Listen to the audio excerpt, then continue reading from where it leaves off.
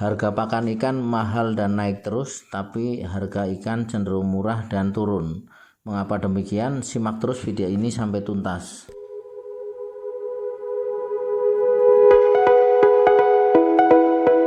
Karena masih kecil.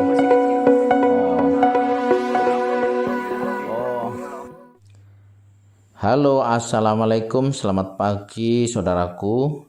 Jumpa lagi dengan channel Dunia Ikan, channel yang mencerahkan dan memberi solusi bagi petani ikan Indonesia.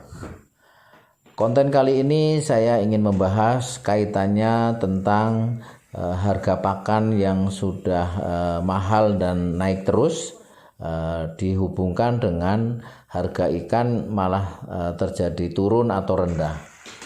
Adapun penyebab harga pakan naik di tahun ini yang cukup tinggi sudah saya bahas dalam konten sebelumnya.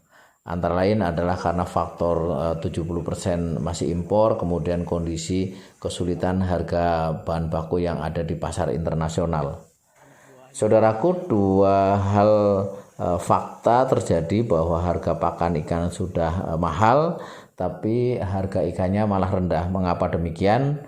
Inilah konten ini saya buat untuk bisa memberikan satu pencerahan bagi petani ikan Indonesia untuk bisa memahami kondisi seperti ini. Saudaraku, sebagaimana kita ketahui, jadi di tahun ini hampir semua merek pakan telah menaikkan harga pakannya cukup tinggi. Paling tidak antara 800 sampai 1.200 per kilo. Tentunya ini akan berdampak pada modal kerja yang dikeluarkan oleh petani, karena hampir 70-80% uang petani digunakan untuk membeli pakan. Jadi merupakan sapronak yang paling dominan adalah biaya pakan. Saudaraku, dengan kenaikan harga pakan yang cukup tinggi ini akan memberatkan usaha petani, itu pasti ya. Kemudian mengapa kemudian harga ikannya kemudian tertekan rendah dan turun? Seperti ini kondisinya. Bisa dilihat dari diagram yang saya buat bahwa dengan harga pakan yang tinggi maka jelas biaya produksi petani untuk menghasilkan ikan itu akan tinggi. Namun di sisi lain ada keadaan di mana kondisi daya beli masyarakat itu dalam kondisi rendah, jadi tidak baik. Jadi peredaran uang yang terjadi di masyarakat masih sulit, sehingga masyarakat daya belinya masih rendah. Dua kondisi ini bertemu, maka akan terjadi bahwa harga ikan itu akan tertekan, jadi akan ditawar dengan harga murah, sehingga disitulah maka produk yang diinginkan oleh masyarakat adalah kemudian produk dengan harga yang rendah karena daya belinya adalah rendah. Terus bagaimana sikap kita bahwa dengan produk yang diminta harganya rendah, maka mau nggak mau sebagai petani atau pembudidaya harus melakukan satu upaya efisiensi budidaya.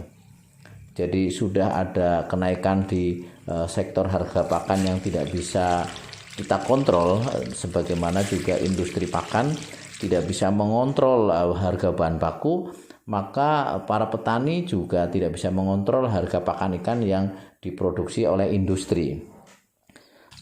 Jadi jalan keluarnya satunya adalah kita harus melakukan efisiensi budidaya. Karena kemudian kalau kemudian harga produknya rendah, itu pasti akan menyebabkan kemampuan bayar juga rendah. Untuk itu efisiensi budidaya harus dilakukan dengan cara seperti apa? Maka harus ada upaya atau cara bagaimana untuk mencari teknologi budidaya yang bisa efisien.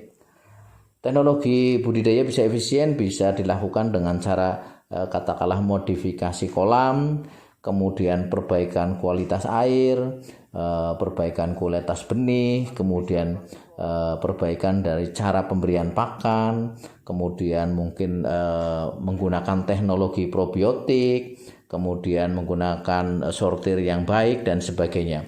Jadi banyak cara yang bisa dilakukan untuk bisa mencari efisiensi budidaya supaya biaya produksinya itu bisa ditekan serendah mungkin karena ada kenaikan yang cukup banyak di sektor biaya pakan.